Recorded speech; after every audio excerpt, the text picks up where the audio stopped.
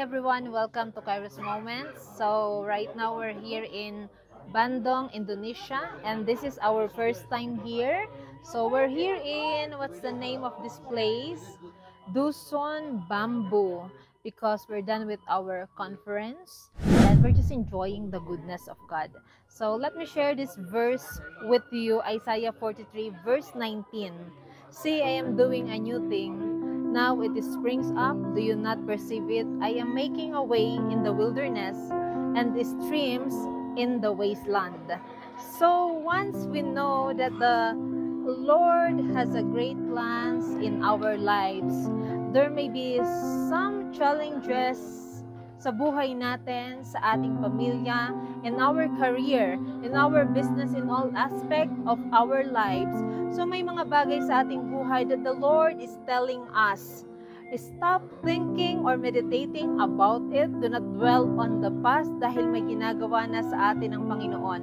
We cannot bring slaves mentality into King's Palace, and we cannot bring old habits into the new season dahil ito ay hindi na applicable sa kung ano man ang plano ng Panginoon sa atin. So we just continue to focus sa kung ano ang plano ng Diyos sa ating buhay. Dahil dumating din sa aming life that the Lord is asking us na nabitawan na yung mga pain sa ating buhay. It's not easy, especially sa mga tao na nakapanakit sa atin. But the Lord is telling us, forget about the pain. Forgive if the Lord wants us to forgive us.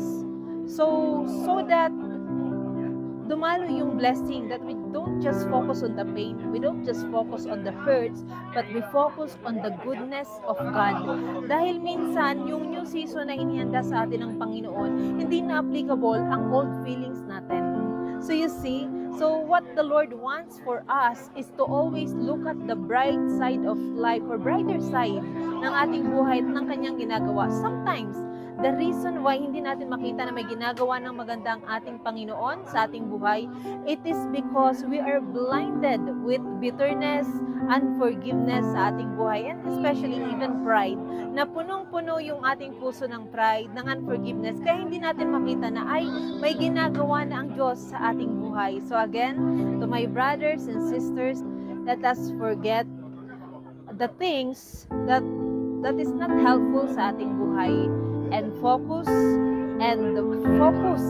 sa pagmamahal ng Panginoon, what the Lord is doing in our lives sa present, not sa nakaraan, because God is a creative God.